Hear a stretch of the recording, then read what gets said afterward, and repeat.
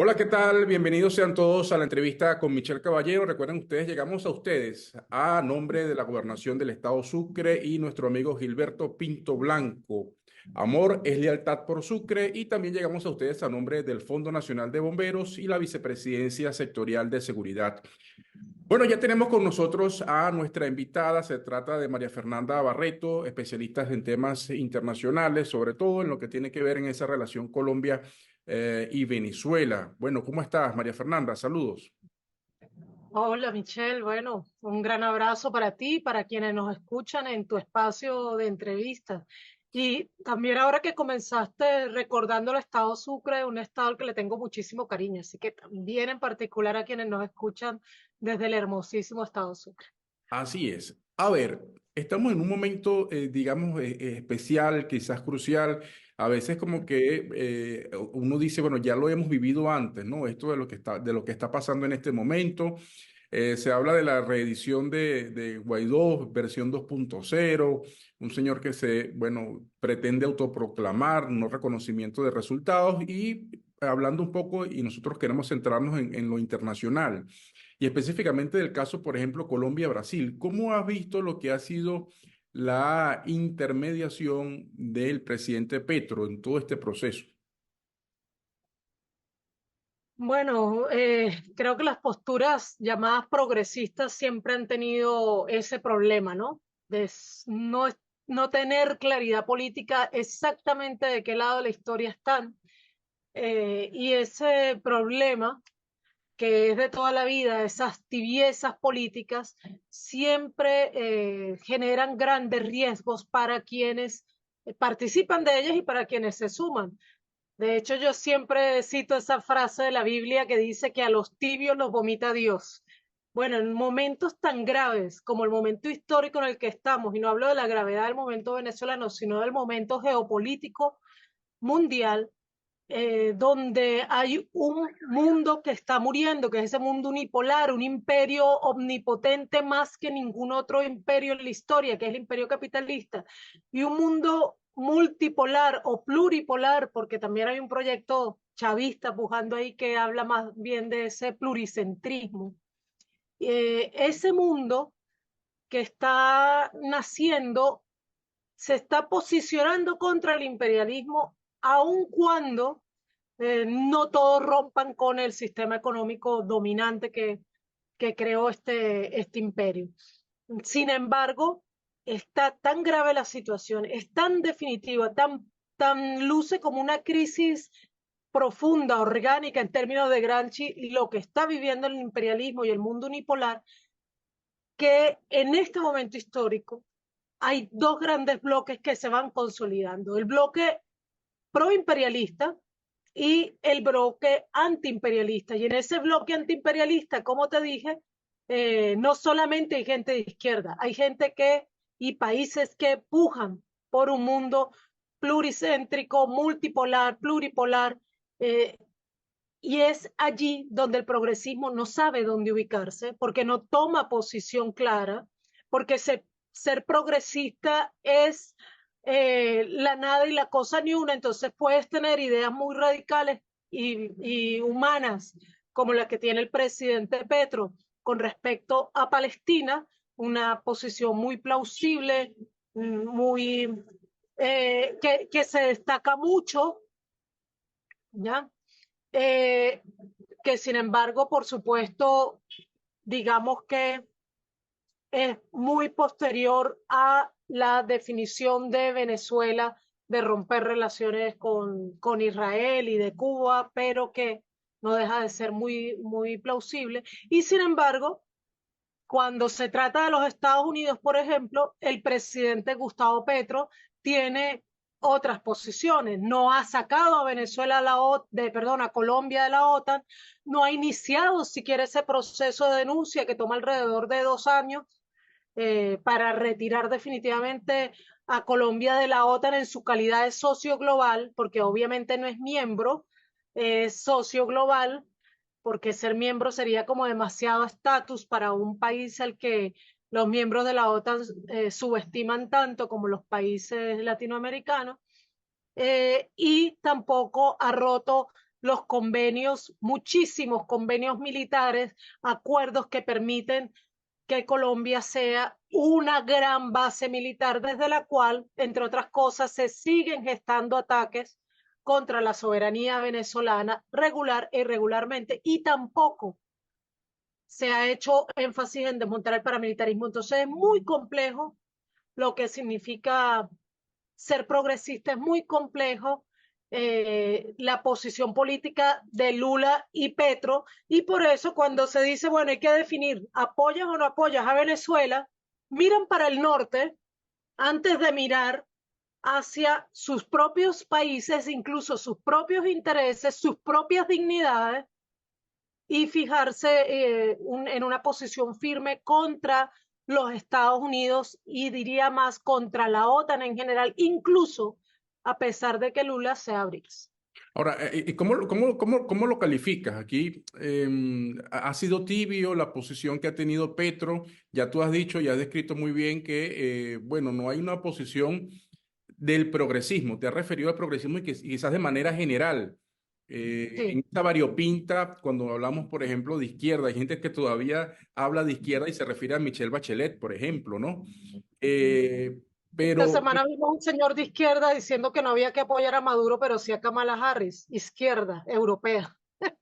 ¿cómo calificas eso? ¿Te parece que Petro y Lula están entrampados, no están asumiendo o temen el costo político de lo que diga Estados Unidos? Mira, yo creo que ambos, por supuesto, que están entrampados.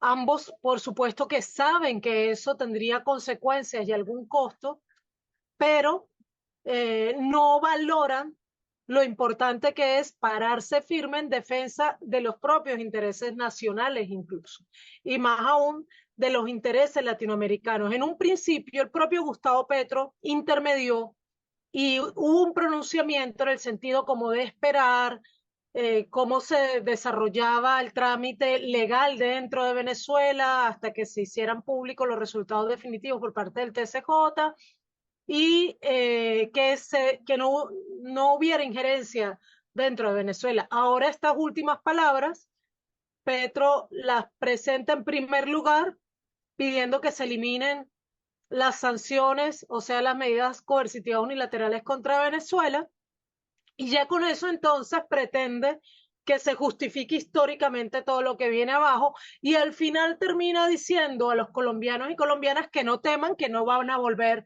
a los tiempos en que estaba cerrada la frontera y se habían roto las relaciones entre nuestros países. Pero en el medio, pero en el medio no hace solo concesiones a los Estados Unidos. Y aquí yo puedo hablar con toda libertad, Michelle, porque tengo el privilegio que debería tener todo el que ha nacido en un país bolivariano. Tengo el privilegio de ser colombiana y venezolana. Tengo ambas nacionalidades, ambas culturas, así que con toda libertad puedo hablar de la política también interna de Colombia sin que nadie me acuse de injerencia. Es el colmo que un hombre que se alzó en armas para defender el robo que le hizo el Frente Nacional a Rojas Pinilla de unas elecciones, entonces ahora viene y propone para Venezuela un Frente Nacional.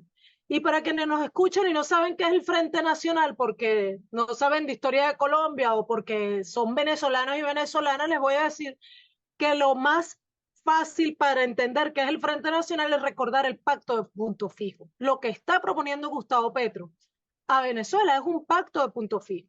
Entonces yo como colombiana me siento ofendidísima y muy confundida de que un presidente que sabemos que no viene de la oligarquía colombiana, que hay que reconocerle además que ha sido muy valiente enfrentando al paramilitarismo, al narcotráfico y al uribismo en particular también, que pensábamos que entendía lo que le costó a Colombia ese pacto de élites, que es el Frente Nacional, que ahora venga y proponga para Venezuela nada menos que repetir la tragedia del pacto de punto fijo y del Frente Nacional de Colombia. Eso no lo entendemos, eso es sumamente confuso, pero más que confuso, es realmente ofensivo. Y por supuesto que es injerencista, Michelle. Entonces aquí hablo como venezolana.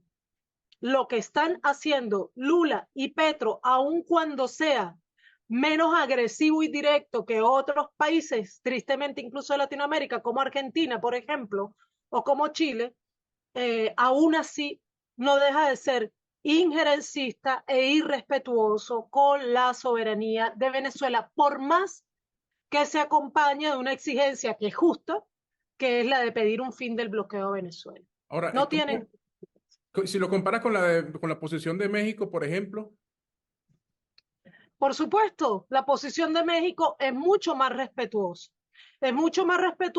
y es lo esperado además en un México que recuperó esa doctrina Estrada que siempre guió sus relaciones internacionales, pero además lo esperado de un hombre como Andrés Manuel López Obrador que tiene que defender cotidianamente a su país y lo hace de la mejor manera, creo yo, posible, defender a su país de la injerencia estadounidense. Entonces, estando ahí en la frontera del Río Bravo, es capaz de pararse firme frente a los Estados Unidos y decirle, no tienen derecho a ingerir en los destinos de Venezuela. Esa posición deberían tener Petro y Lula también más tajantemente, porque aunque lo han dicho en el comunicado primero que sacaron, en el segundo, de plano, se están sumando a esa injerencia. Ahora, hay que decir que también no lograron eco, no lograron el respaldo que esperaban, ni siquiera de la propia oposición, que sabe muy bien que de realizarse un nuevo proceso electoral en Venezuela, una vez que se ha derrotado el intento de generar lo que ellos llamaban una guerra civil, porque tú como yo estuvimos en las calles de Venezuela el domingo y escuchamos gente de la oposición hablar de, no, la guerra civil. Incluso escuché a unos muchachos que estaban en la cola despidiéndose en una panadería ese día, despidiéndose, bueno, nos vemos mañana o para celebrar, bueno, una guerra civil.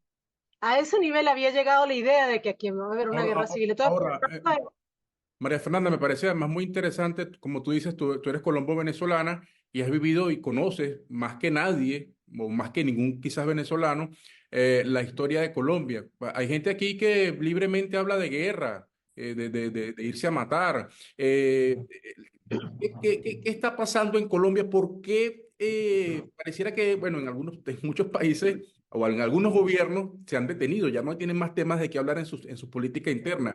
Pero en el caso de Colombia, ¿cómo valora lo que está haciendo en este momento Uribe, Iván Duque, la señora Marta Lucía, vicepresidenta de Colombia? Inclusive le respondió a Petro y le dijo, bueno, Petro, tú ganaste por corto margen, entonces vamos a repetir también las elecciones acá.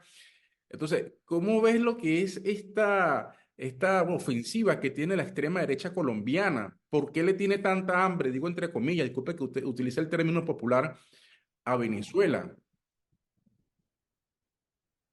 a ver, ahí esa es quizás la clave, el apetito que hay sobre Venezuela y a la vez las disputas internas que hay dentro de Colombia, que todas esas contradicciones internas están matizadas por la injerencia estadounidense directa y la injerencia imperialista del imperio capitalista total sobre nuestra América y en particular sobre Colombia y Venezuela, porque tanto geoestratégicamente como históricamente Colombia y Venezuela, incluso diría, podemos sumar ahí a Brasil, son países hermanados, son países que están uno al lado del otro, que tienen similares riquezas, siendo obviamente Brasil mucho más grande y más rico en términos generales. Sí.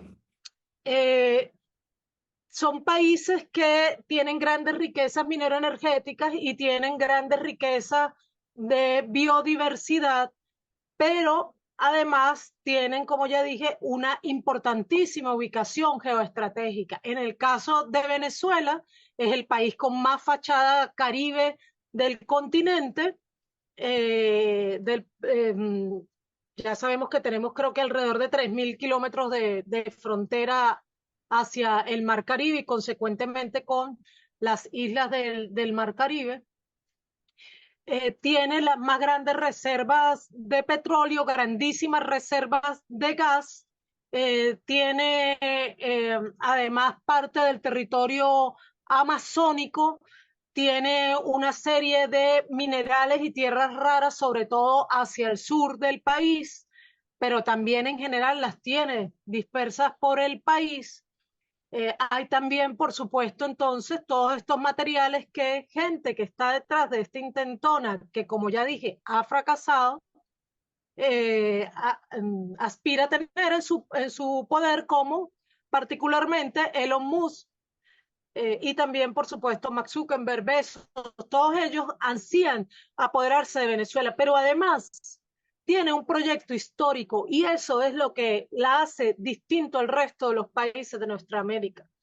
Un proyecto histórico que se enclava aquí en Venezuela, no por el hecho de ser el país donde nació Simón Bolívar, porque al final Bolívar construyó una nación que es mucho más grande, lo que fue Colombia, lo que luego se llamó la Gran Colombia para diferenciarlo del país, que era territorialmente mucho más grande de lo que hoy es Venezuela, sino que además ese proyecto histórico que nació posicionándose contra el colonialismo y el imperialismo, se paró doctrinariamente frente a la doctrina Monroe y lo rescató el comandante Chávez al comenzar el siglo XXI. Entonces, eso también aspiran derrotarlo, porque derrotar a Venezuela sería decirle a los pueblos de nuestra América, resígnense. Ustedes no tienen alternativa más que ser nuestros. América para los americanos, que tristemente no quiere decir para todos quienes nacimos y todas quienes nacimos en este continente, sino para quienes nacieron en el norte del continente, porque es para quienes nacieron en Estados Unidos y Canadá. Es el verdadero Entonces, motivo. ¿cómo eso hace que Venezuela sea tan apetecida? Y por supuesto, Michelle, perdóname que te interrumpa, la oligarquía colombiana siempre la calla, defiende esos intereses transnacionales, pero además porque tiene sus propios intereses económicos vinculados a grandes transnacionales, entre ellas a el narcotráfico y la legitimación de capitales. Pero además porque tienen grandes intereses económicos en todos los negocios relacionados con la guerra. Y ahí hay que mencionar que hay otro interés que a veces se invisibiliza, Michelle, que es el del sionismo. Un sionismo que ha participado directamente en el conflicto social, político y armado que vive Colombia y que también ataca a Venezuela porque, como ya dijimos, Venezuela rompió relaciones con Israel desde el año 2009 y es un enemigo declarado del sionismo.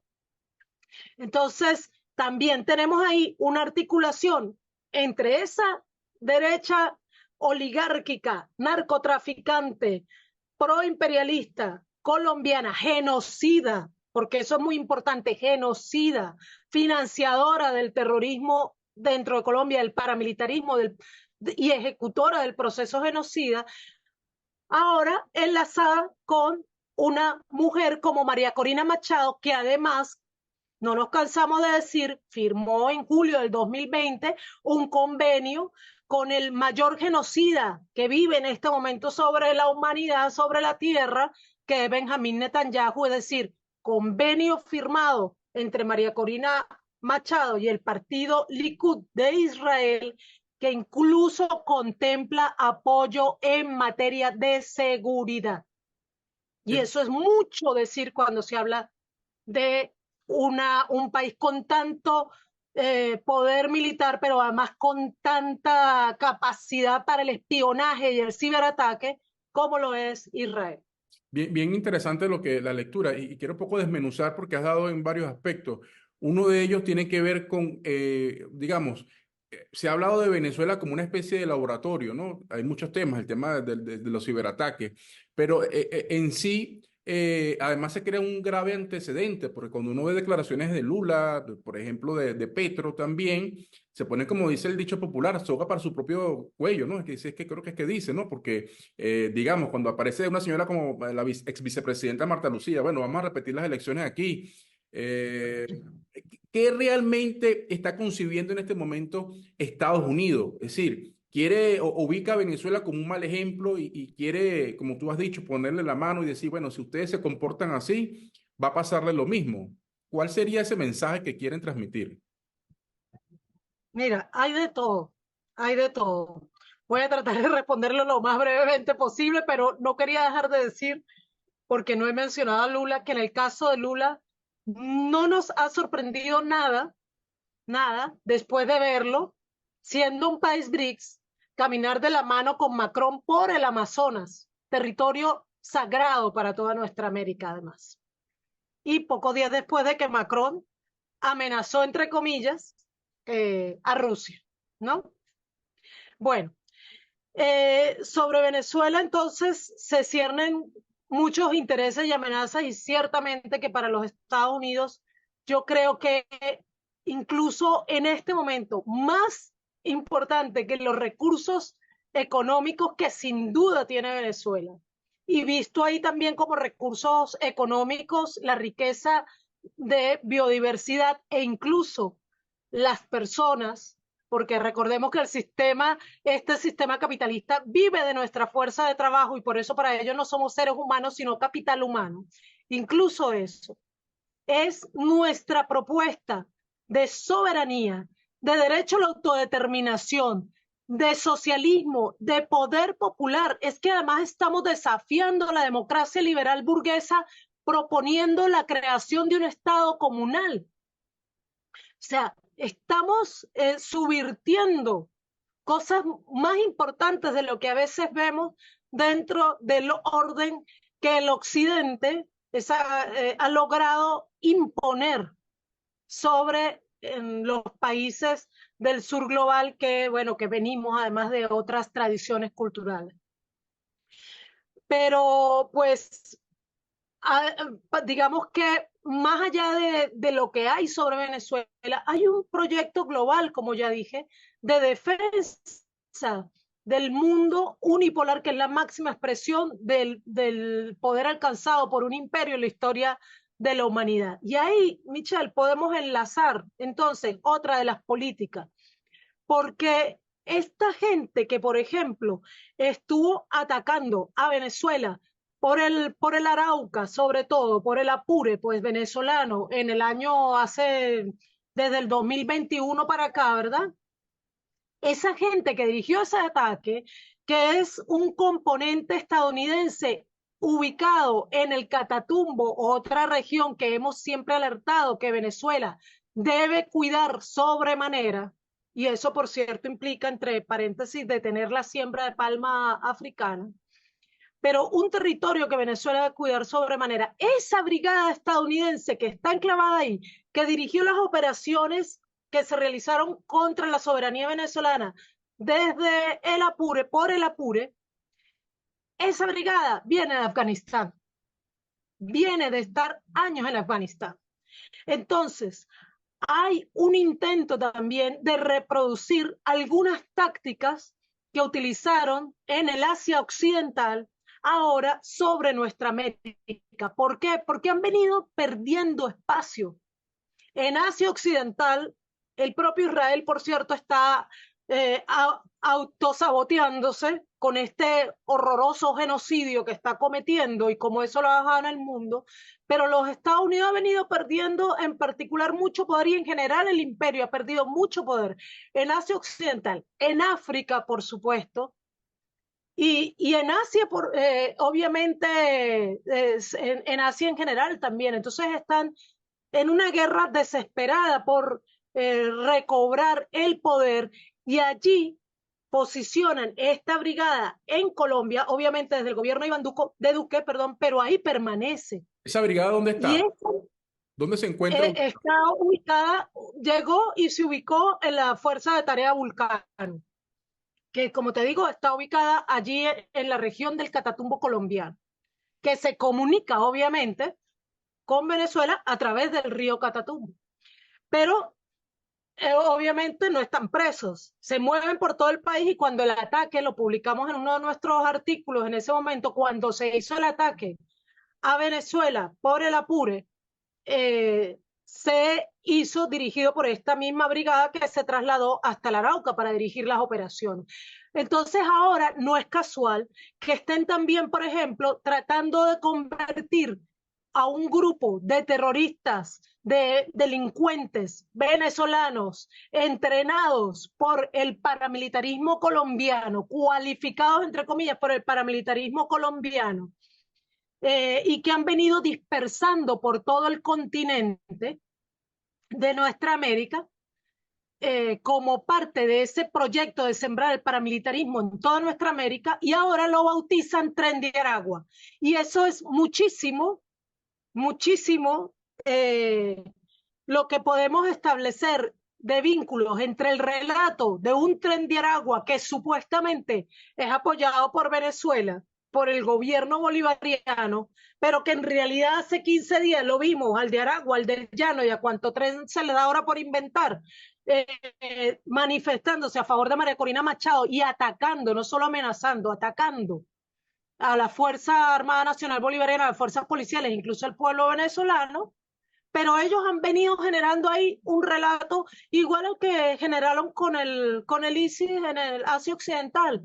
Entonces, ciertamente Venezuela es un laboratorio en el cual se utilizan elementos que ya se probaron en otros territorios, pero con tácticas adaptadas a la realidad nuestroamericana del momento y algunas mejoradas porque ciertamente los niveles de ciberataque, por ejemplo, que está viviendo Venezuela, ya lo ha dicho la propia vicepresidenta, la ministra de Ciencia y Tecnología, e incluso lo han dicho profesionales de la programación, es inédito este nivel de ciberataque, y eso también afecta a la seguridad venezolana y la seguridad de cualquier país. Ahora, ya para ir cerrando, María Fernanda, ¿qué vinculación ves, crees tú que pueda existir entre Álvaro Uribe, Iván Duque, con sectores de la extrema derecha? Hemos visto también a Leopoldo López visitando o han tenido sosteniendo encuentros con estos personajes. ¿Tú crees que ahí detrás de eso, o sea, tú crees que desde Colombia se está conspirando de frente contra la paz de Mira, Venezuela? no es que yo crea, es que eso es cierto. Eso es cierto, eso ha venido siendo probado a lo largo de la historia. Quien inició la invasión paramilitar sobre Venezuela, invasión que comenzó en el año 2002 y que la vimos en la operación Dactari en el año 2004, que la inició fue Álvaro Uribe Vélez. Y de ahí en adelante, este jefe paramilitar narcotraficante, que es Álvaro Uribe Vélez, ha venido dirigiendo el genocidio en Colombia, el proceso genocida en Colombia y el ataque permanente contra Venezuela, que también ha pretendido instalar un proceso genocida en Venezuela y que afortunadamente ha logrado. Los vínculos son muchísimos y explícitos, pero además son fáciles de probar, lo que nos llevaría mucho tiempo. Yo les invito a leer muchos de los artículos que publicamos en estos años, pero sí quisiera destacar que, por ejemplo, en los últimos días en Colombia, quien ha financiado las manifestaciones de la derecha venezolana en Bogotá es Francisco Santos. El propio Pacho Santos, que además de ser primo de Juan Manuel Santos, ser parte de esa familia Santos, también fue parte del gobierno de Iván Duque, también estuvo ahí en la batalla de los puentes del otro lado presionando, y cuando esa batalla que ganó Venezuela, la batalla que, como dice mi querida Ana Cristina Bracho, evitó la guerra, cuando eso vimos un Pacho Santo interesadísimo en el negocio de lo que él llamaba la reconstrucción de Venezuela, que es otro gran negocio. Entonces hay vínculos probados de ello y además hay suficientes denuncias sobre financiamientos directos de Álvaro Uribe Vélez a la organización 20 Venezuela, y hay vínculos demostrados entre el paramilitarismo colombiano y la ultraderecha venezolana, que las vemos, por ejemplo, en las fotos de Juan Guaidó con los rastrojos, que no son un grupito de delincuentes, son parte de ese fenómeno, de esa estrategia paramilitar que se cierne sobre Colombia y sobre todo el continente. Así que pruebas hay muchísimas y yo les invito entonces más bien a revisar todo lo que hemos trabajado sobre el tema, pero además a seguir indagando porque lo que se cierne sobre Venezuela es un proyecto geopolítico, es un gran interés que pretende llevar al mundo entero a la guerra antes que entregar el poder y por eso es que creemos que la defensa de Venezuela es fundamental, no solo para los venezolanos y las venezolanas, sino para toda nuestra América, incluso yo diría que para todo el sur global. Bueno, muchas gracias, María Fernanda. María Fernanda Barreto, especialista en temas colombo-venezolanos. Bien interesante su lectura sobre este tema, la relación, el contexto internacional en el marco de lo que ha sido esta violencia de extrema derecha generada en este proceso postelectoral. Bueno, ha sido la entrevista con Michelle Caballero. Recuerden ustedes que llegamos a, gracias a nuestros amigos de la Gobernación del Estado Sucre, Gilberto Pinto Blanco, gobernador, Amor Lealtad por Sucre, y también llegamos a ustedes a nombre del FONBE, Fondo Nacional de Bomberos, y la Vicepresidencia Sectorial de Seguridad. Será hasta una próxima oportunidad. Gracias, María Fernanda. Chao.